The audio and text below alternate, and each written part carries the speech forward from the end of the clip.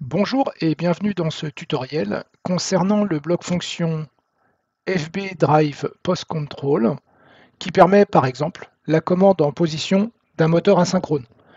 Dans cet exemple, nous prendrons le contrôle d'un simulateur de position. C'est en fait un M241 dans lequel j'ai mis un petit bout de programme et je vous mettrai d'ailleurs ce programme dans le lien de téléchargement.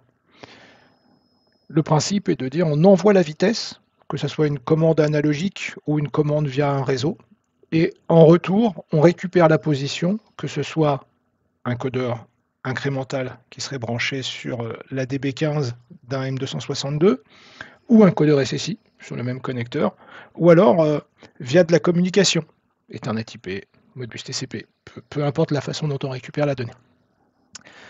Donc pour ceci, c'est important, on va donc faire fichier nouveau projet et vous ne pouvez pas utiliser autre chose qu'un contrôleur M262 Motion, donc un TM262M quelque chose. Donc voilà, M05, M15, M25 ou M35.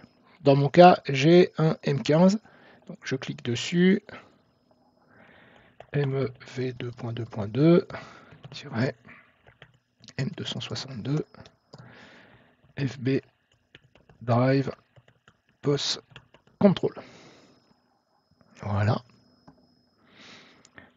Voilà, donc le projet est créé. On va avoir différents paramètres à mettre. Donc, au niveau de Ethernet 1, pardon, on va mettre une adresse, c'est pas obligatoire, c'est juste toujours penser, c'est toujours préférable d'y penser. Donc, je mets une adresse standard typée Cercos 3. Voilà. Je valide tous les protocoles, c'est habituel. OK. Et je fais un clic droit sur Ethernet 1, ajouter un appareil, et il faut ajouter le Cercos Master. Même s'il n'y a pas physiquement de contrôleur, vous verrez, ça va être pratique pour la création déjà de l'axe virtuel qui va nous permettre de prendre le contrôle de, de la partie asynchrone, mais surtout, c'est obligatoire pour faire tourner l'ensemble du code. Donc voilà, de notre côté, du côté Ethernet 1, c'est bon. Du côté d'Ethernet 2, pareil, on va mettre une adresse IP.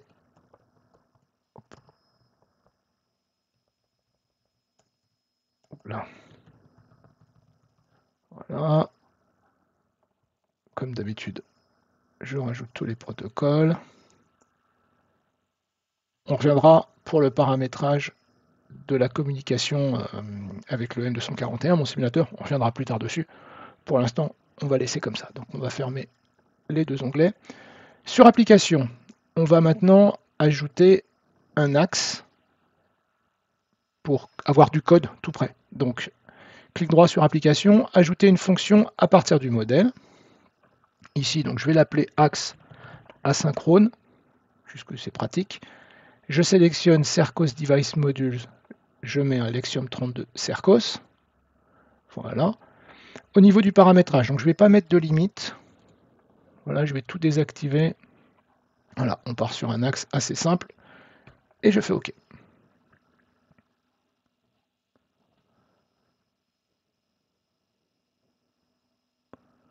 Voilà, donc vous allez voir apparaître un dossier qui va s'appeler axe asynchrone, dans lequel on va avoir une GVL et un programme.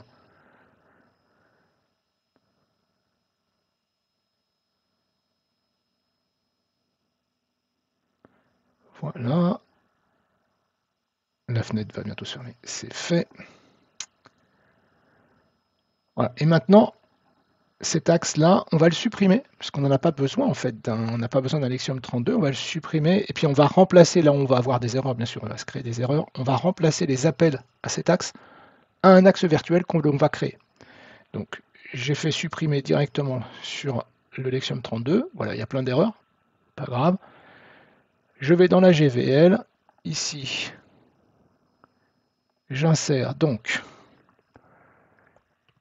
quelque chose qui porte à peu près le même nom, bah, d'ailleurs qui porte complètement le même nom, axe asynchrone, et qui va appartenir donc à la bibliothèque Motion Interface, M-O-I-N, et le nom du bloc c'est FB Controlled Axis. Donc ça, c'est un axe virtuel. La seule chose, c'est que ça fait partie, si vous avez un petit peu l'habitude, on a un axe comme un Lexium 32, on a point axis dedans. Bah là, en fait, c'est directement le point axis qui est accessible. Donc, il va falloir changer quelques paramètres. Alors, ici, dans SR axis asynchrone, SR axe asynchrone, pardon, bah voilà, axe asynchrone point axis, on va supprimer, pardon, axe asynchrone, et devant, on va mettre GVL, axe asynchrone, contrôle espace, voilà. Et là, directement, à ce niveau-là, on n'a plus d'erreur. On va avoir des erreurs autre part, hein. Il n'y a pas de raison. Donc ici, on fait appel à des variables qui ne sont pas accessibles dans le axe asynchrone, dans l'axe virtuel que nous avons créé. Donc, on va directement passer ici tout en commentaire. Parenthèse étoile, et tout en bas, étoile parenthèse. Voilà. Dans Axis Control, alors ici, on fait appel à une variable qui est dans Axis. Donc, on va supprimer. Et puis, devant, on va rajouter GVL, axe asynchrone, et voilà.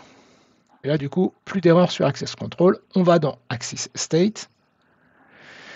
Et là, il y a quelques erreurs, mais effectivement, on fait appel à Working Mode, Sarcos Diagnostic, Working Mode. Tout ça, c'est inaccessible. Donc, on supprime. Et Read Code, il n'y a pas physiquement de produit. Toujours pareil, Read Code, il faut supprimer. Et on va aller jusqu'ici, jusqu'à Motion State, étoile parenthèse, et voilà. Ici, c'est fait. Et init, on double-clique. Là, on fait appel pareil, Sarcos Device, l'esclave n'existant pas. On va directement passer tout en commentaire. Ensuite, il va falloir passer une variable qui est dans SR axe asynchrone. Il faut la passer à false. Alors, je vais vous montrer pourquoi. C'est ici. Si la variable est à false, donc le note, elle devient true. Et là, en fait, on vient récupérer directement la vitesse et la position du générateur de profil pour les mettre dans les vitesses en cours et les positions en cours de l'axe virtuel. Et si le bit est à true, donc le note du true, on passe dans la bascule else, pardon, et là à ce moment-là, on vient récupérer directement les positions, ici, donc la vitesse et la position des axes, directement par ici, vers les mêmes variables en fait. Donc nous, il faut que x get feedback values, on passe à false. Là, rien de compliqué, on double-clique, on descend ici, et on met false. Voilà.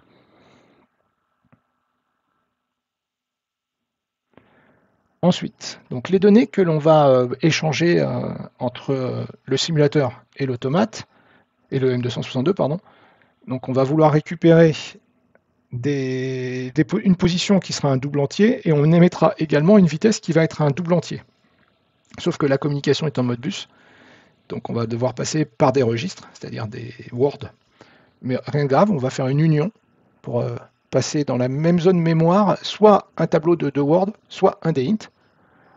C'est assez simple, donc je vais me mettre sur axe asynchrone, un clic droit, ajouter un objet, DUT. Alors, j'ai déjà créé le nom. Hop, je le copie. Donc UN pour dire que c'est une union, 2W pour dire que c'est deux mots, et DI pour dire que c'est un DINT. Et je sélectionne union. OK. Et puis bien ici, je vais copier directement, et je vous l'explique. Donc, soit on appellera, quand on va créer la variable, à l'utilisation de la variable, on mettra le nom de la variable .aword pour appeler en mots, donc avec entre crochets soit un 0, soit un 1, ou alors DI double entier pour appeler la variable en tant que DINT. Voilà, on a créé la variable, pour l'instant, ça nous suffit. Maintenant, il va falloir que dans la GVL, ici, on va créer deux variables. Alors, G underscore DI position. Alors, pardon, pas DI. Si on va mettre DI, puisque nous, on va l'appeler en DI, ça va être plus facile. Et ici, UN underscore 2W underscore day. On va la copier. On va la coller en dessous. On va juste la renommer pour DI vitesse. Je supprime ça. Et là, je mets non. Voilà, donc j'ai mes deux variables qui sont créées. Et maintenant, on va créer le lien au niveau du simulateur. Donc, un clic droit, ajouter un appareil, gestionnaire de protocole, scrutateur d'entrée-sortie Modbus TCP. OK. Bon, j'aurais dû lui mettre... Quoique non, c'est le scrutateur concret. Pour l'esclave, je lui donnerai un nom.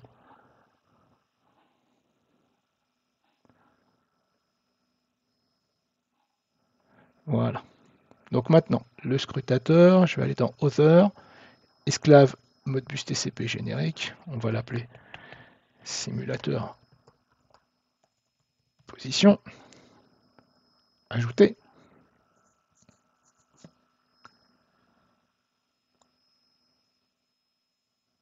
Voilà, donc il est ici, on va double-cliquer dessus. Au niveau de l'adresse IP, je vous l'ai dit, c'est un 241, c'est habituel, 192.168.0.241. Au niveau de la voie Modbus TCP, donc on va ajouter une voie, on va laisser ce nom-là, donc on va aller lire deux mots à partir de l'adresse MW2, donc longueur 2, et on va écrire deux mots à partir de l'adresse MW0 et deux mots. OK. On va juste changer d'onglet de façon à avoir le nouvel onglet donc pour le mappage. Et ici maintenant, eh bien, on va mettre le nom que l'on a créé à l'instant dans la GVL. Donc ça va être application.gvl axe asynchrone, .gdi.position, .awword 0. Je copie tout ça, je le colle et je change le 0 par un 1. On va tout mettre comme ça également. Et puis ici, on va mettre GDI vitesse. Voilà. CTRL-C, CTRL-V. Et ici, c'est 1. Voilà.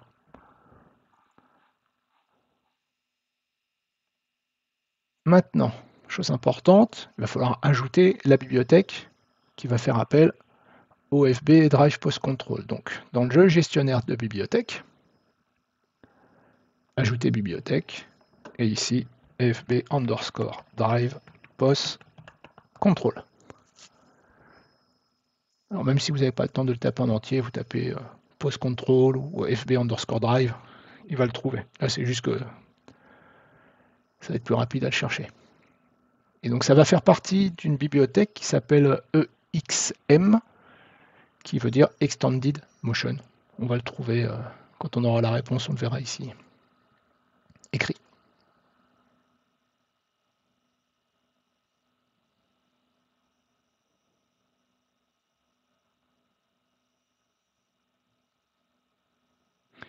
Voilà. Donc, FB Drive Post Control, OK.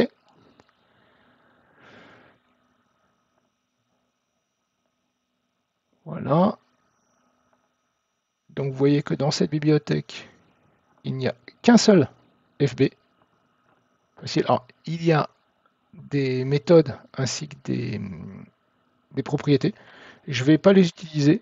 Si vous voulez regarder, je vous propose de les regarder. Ceci dit, je n'ai pas trouvé d'informations concernant ces méthodes et ces propriétés dans l'aide en ligne. Je ne me souviens pas les avoir vues, mais bon, je pense qu'elles sont assez explicites, pour certaines en tout cas, pour avoir quelques informations. Voilà. Ensuite, donc on va aller dans SRMain, qui comme il est appelé directement, autant en profiter. Et ici, on va ajouter, alors, c'est directement les variables que j'ai créées dans un autre projet, donc je vais les coller, voilà. Donc, je vous les montre, hein, il n'y a pas beaucoup de variables, il y en a quelques-unes, on va les regarder. Hein. Et puis on va rajouter un bout de programme que j'ai également fait, on va le détailler. Il n'est pas compliqué non plus. Et voilà.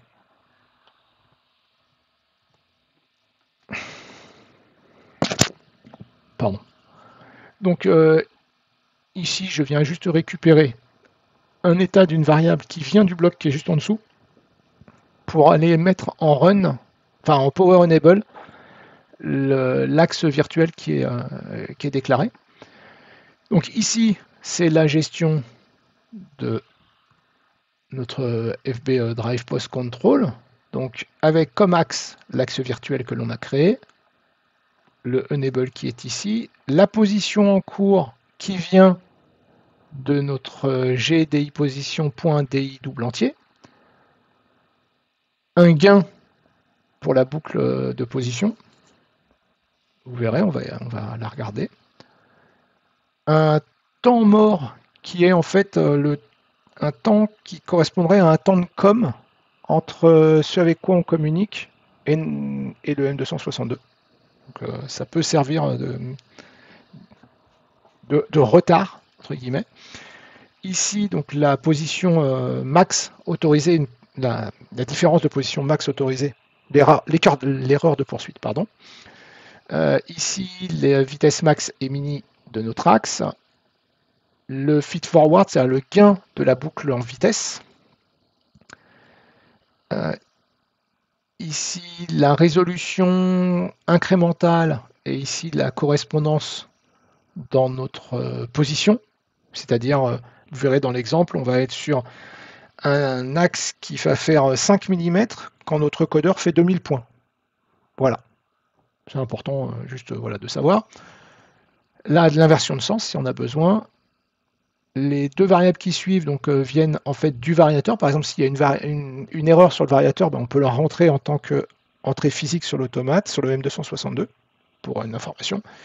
Et le drive enable, ben, ça va être le retour, par exemple, pour moi, hein, normalement c'est le retour du variateur physique. Moi, j'ai récupéré directement le retour du power enable de l'axe virtuel, pardon. Et puis ben, là, directement la vitesse. Alors ici, la vitesse en réel, mais là, ici, la vitesse que l'on va envoyer directement à notre simulateur. Et puis là, ben, l'état actif ou erreur, enfin, et erreur, pardon, actif, erreur du bloc fonction. Et là, le résultat, si par exemple, il y a quelque chose qui ne se passe pas bien.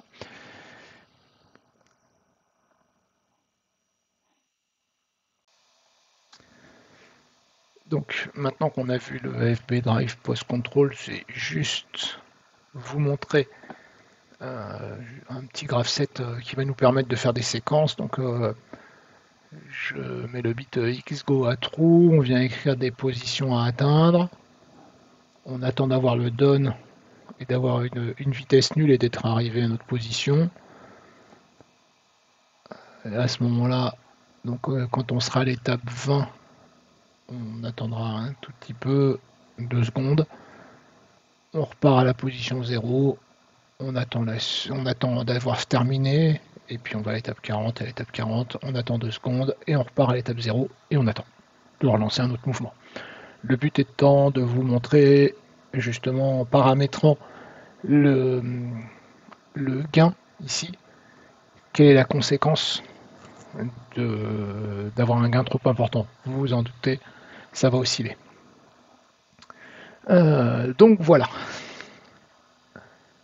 Donc maintenant, je vais me connecter au contrôleur.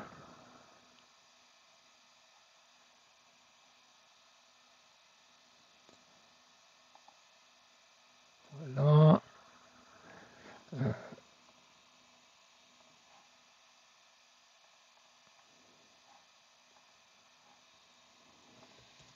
Alt-F. Oui.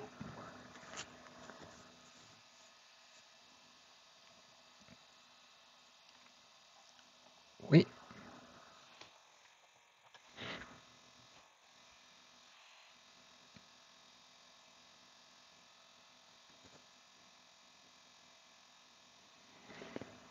Voilà, donc le programme est transféré.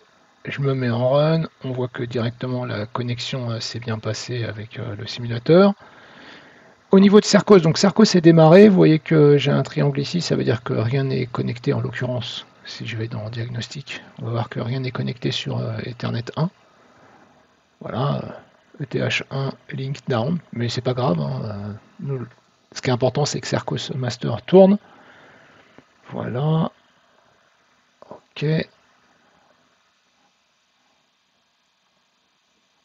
Alors, je vais ouvrir ici.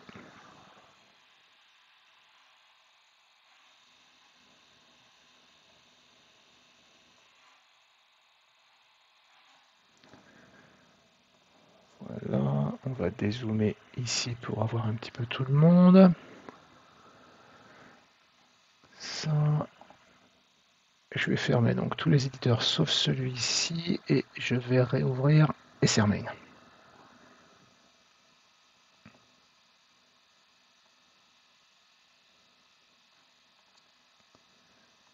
On va juste ressortir ça. On va dézoomer encore un peu.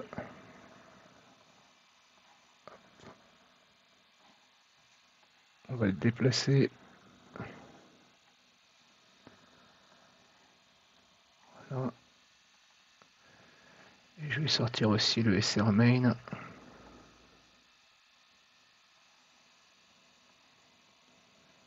Et voilà. Le but c'est de voir un petit peu le code tourner. Donc ce que je vais avoir besoin de faire, c'est donc de faire un enable sur le bloc fonction. Voilà, c'est validé. Tout est OK, on n'a pas d'erreur, le statut on l'a retrouvé, tout ça. Comme on va faire des mouvements absolus, bah, obligatoirement il faut que je fasse un set position absolu sur mon axe virtuel. Alors il s'avère que mon simulateur il est aussi à 0, hein, je peux le forcer. Voilà. Donc, voilà, la position est bien 0. Et donc maintenant, je vais juste vérifier la valeur. Voilà, le LRKP est bien 0,1. Parce que vous verrez, dès que je vais mettre 1, ça va osciller dans tous les sens. On regardera aussi avec un enregistrement de suivi avec une courbe. Donc, je double-clique sur XGo et je valide le mouvement. Ok, donc on est bien parti. On voit bien qu'on se déplace. On est en train d'accélérer. Voilà, on a atteint la vitesse de 100. L'accélération est de 33, c'est-à-dire en 3 secondes, on atteint la vitesse. La décelle est identique, le jerk est 1000 fois plus gros, de façon à pouvoir accélérer d'un seul coup. Et vous voyez qu'on est reparti déjà dans l'autre sens. On est même déjà revenu, donc entre temps vous avez vu que la vitesse avait changé, les accels, c'est toujours en 3 secondes, sauf que on est passé à 250. Voilà, donc le mouvement, tous les mouvements se sont terminés. Et voilà, ça s'est bien passé. Donc je vais remettre ici, je vais remettre les onglets à leur place. On va faire un clic droit ici, puis on va créer une courbe. Donc ajouter un objet, enregistrement de suivi. On va dire qu'on va se mettre sur la tâche mast par exemple. Ajouter.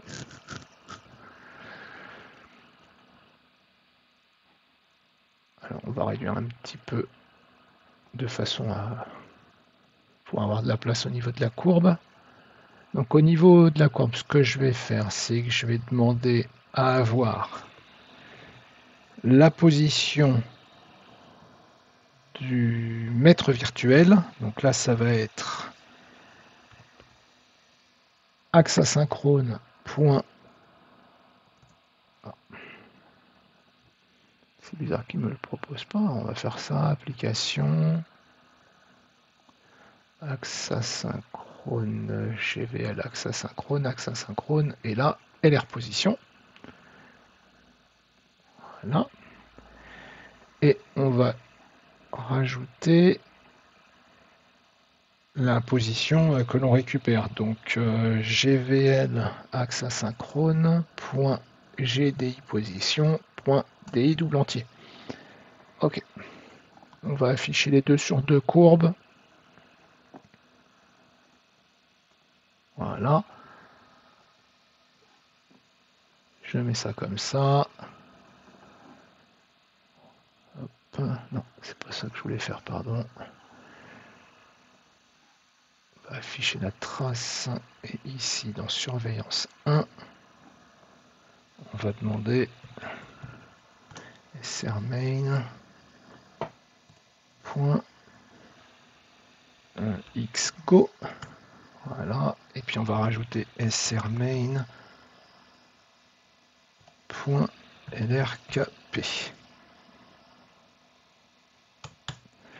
Voilà.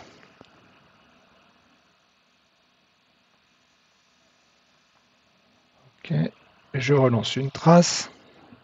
Oui. Voilà, on voit bien que ça monte.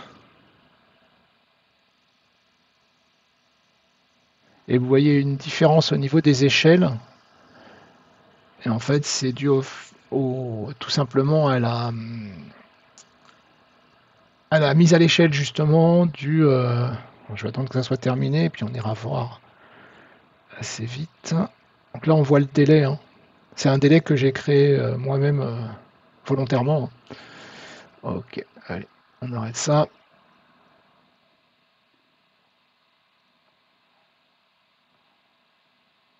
Et donc la mise à l'échelle qui dans le srmain, donc on est à 5 pour 2000, 5 mm pour 2000 points codeurs, ce qui fait un ratio de 400. Et je demande à aller à la position 1000. Et 400 fois 1000, 400 000. Si on regarde dans la trace, on se rapproche bien de 400 000. Alors il s'avère aussi que mon axe est tellement en retard que je n'arrive même pas à atteindre la position demandée, malgré que j'attende que ça soit atteint. Sauf que, rappelez-vous, hein, ce que j'ai demandé, c'est que la position en cours soit égale à la position à atteindre ou que la vitesse soit nulle. Mais tout ça, c'est lié au mètre virtuel et non pas à la réalité. Et puis en plus, c'est soit le donne, soit tout ça. C'est pas tout. Donc, c'est complètement normal hein, ce qui s'est passé. Mais je pourrais être plus réactif en augmentant le LRKP. Donc, ce qu'on va faire, c'est qu'on va relancer une courbe. On va doubler le LRKP. Pardon, c'est 0.2, il ne faut pas oublier le 0. CTRL F7, oui. Et je relance un mouvement. Et ce qui est important, c'est que le LRKP, il faut le modifier, puis faire un mouvement, puisque c'est tant qu'on n'a pas fait de mouvement, il n'y a pas eu d'erreur, et en fait, on n'a pas de décalage réellement. Donc là, on voit qu'on a atteint la position. On le laisse juste finir. Puis on va regarder comment ça se comporte au niveau de la fin. Ça se comporte bien, ça bouge pas. Tout va bien. On est arrivé avec du retard, mais voilà, si on regarde, voilà. Ici le générateur de profil a terminé, et ici on atteint les 400 000 un peu plus loin.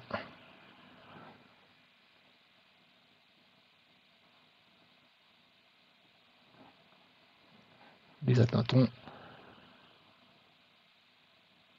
Ah, on les atteint pas vraiment, on est à 2 points du 400 000. Bon. Ceci dit, bon, on n'a pas eu de... Ça n'a pas bougé de trop, ça s'est déplacé. On a été à l'arrêt pendant un peu moins de... pendant à peu près 2 secondes, un décalage. Voilà, donc on va relancer. Hop. Ici, je vais faire 0.4, par exemple. CTRL F7, oui. Et je relance du mouvement.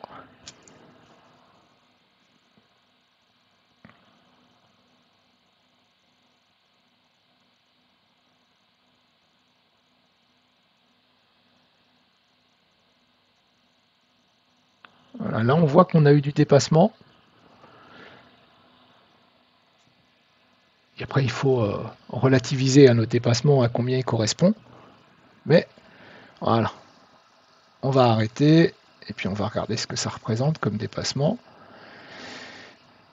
Donc voilà, le dépassement a eu lieu le plus grand, hein. C'est vraiment ici l'overshoot et on a 324 points codeurs. Voilà. Ce qui correspond dans notre unité, que si je reprends 324 que je divise par 2000 et que je multiplie par 5, ce qui correspond à 0,8, 0,81 mm. C'est peut-être trop important, il faut peut-être le réduire, ou si c'est autorisé, bah à la rigueur, si vous validez le fait qu'on a le droit à ce genre de dépassement, pas de souci, on continue à augmenter le LRKP, et puis on analyse ce qui se passe. Hop, zut, j'ai oublié de relancer. Bon, c'est pas grave, on n'aura pas le début du mouvement, mais ce qui est important, c'est la suite. C'est surtout les fins de mouvement qui nous intéressent. Donc là, on va encore voir que ça va... Voilà, on voit que ça oscille peut-être un peu plus, et on va le voir sur la fin aussi. Et voilà, on va s'arrêter, et en l'occurrence, là, on voit que ça oscille beaucoup trop longtemps. Ça oscille, ça continue à osciller, hein, ça va s'arrêter au bout d'un moment, mais c'est vraiment très long. Donc là, par contre, je pense que ça, c'est plus valide, même si ça bouge pas beaucoup, hein. Bon, là, on voit qu'on bouge à plus ou moins un point, donc là, c'est vraiment pas grand-chose au niveau de déplacement, mais il y a peu de chances que ça soit autorisé. Si je dézoome un petit peu, hop. Là, on voit que le dépassement, vraiment l'overshoot, il est ici. On n'a pas tant de points que ça, hein, en dépassement.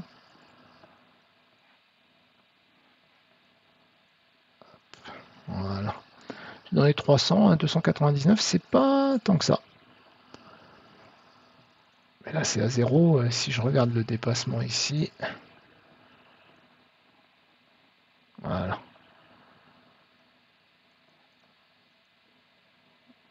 Bon, c'est pareil, on n'a pas beaucoup non plus, hein. C'est ici, 133 points. C'est le pire. Voilà. Alors, toujours pareil, hein, 133 points sur 2000, ça nous fait 0,33 mm. C'est pas énorme, mais ça peut être de trop, et de toute façon, on voit bien qu'il oscille sur la fin. Donc ici, pour le simulateur, il y a des chances que 0,4, ce soit peut-être encore un peu trop. Si on fait un 0,3, ça sera peut-être bien. Je vais relancer. Hop. Oui.